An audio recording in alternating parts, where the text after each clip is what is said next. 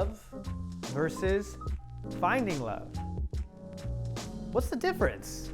It's pretty obvious, right? One's trauma, and one's finding love. Yeah, but guess what? The feelings are actually very similar. And a lot of times we follow trauma love, and that's why we end up getting in these unhealthy relationships, friendships, and getting hurt. So let me explain.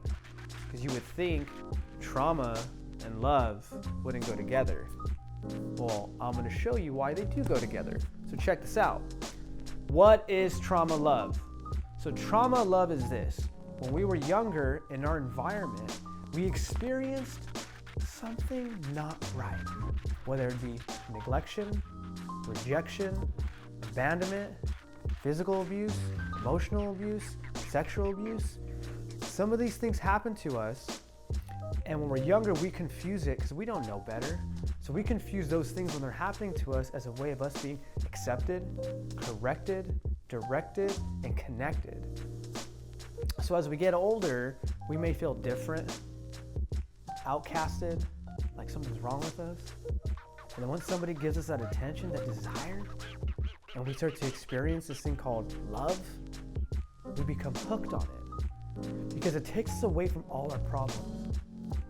And what happens with that, though, usually, is we're the ones that end up getting hurt. When we're younger, we don't know better. You could just see it as you're young, you get your heart broken, it happens. But as we get older into our adulthood, why is that problem still there? Because we have been chasing this trauma love. Because our brain and our heart confuse it with actual love. Because our body is still responding in a way of feeling accepted, feeling that warm feeling, feeling appreciated, feeling validated. And that's what other people get that don't grow up with that. So it's gonna confuse us. Like, it just totally makes sense why it would confuse us, because people who don't grow up with that are getting the same feelings when they fall in love as we get when we grow up with trauma love. So it's hard to really tell the difference. So trauma love is unhealthy. Trauma love we can confuse with saying, no, you know what? I'm just this way. Maybe this is the way I think. This is what I like. I like all these things happening. I like the chaos. I like multiple this, multiple that. But guess what? You're actually screaming for help because you're focusing on chasing trauma love. And if you continue to try to chase that, you're just gonna always get hurt.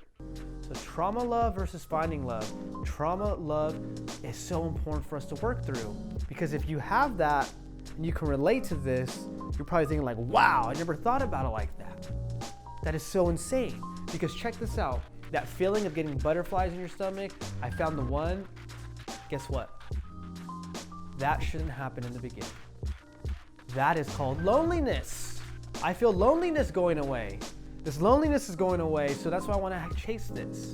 That's not right. You shouldn't want to get with somebody out of loneliness. You want to get somebody out of, hey, something about you speaking to my soul. We've been hanging out, we've been doing things. I feel like we make each other better people. Let's move forward. But there's no butterflies. And that's a trip, right? Butterflies in your stomach, getting that nervous feelings. That's trauma being lit up. So in order to work through that, for one, you got to write out. First of all, actually, no, let's take this back. If you want to work on it, this video, first of all, has to speak to you. If it speaks to you, boom, awareness is there. 2, write out the things that you believe where you experience trauma love. Cool. Once you write that stuff out, you're going to be able to always see it now. Now, what are the behaviors that you do that come from the fear of being alone, fear of being rejected, fear of being abandoned, fear of not being good enough? What do those fears ignite in you to act a certain way? Because it's the fears that's controlling your life, and the fears come from the trauma.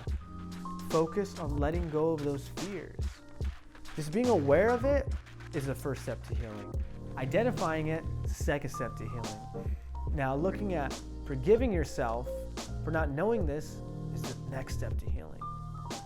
And now you'll be able to tell the difference between trauma love and being in love. So I hope this video helps you guys, because you deserve to actually experience healthy love. You do. All that stuff that you went through, all that pain is happening for you. It may not seem like that sometimes, but I'm telling you, you were strong enough to get through it. Thank you for watching this video. I'm super excited for the journey. And I want you guys to know that I understand the pain that you're going through.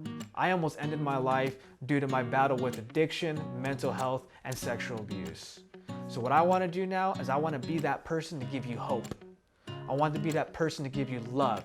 I want to be that person to give you faith so you can believe that anything is possible. That anything is. Because when you think that, you will heal from that.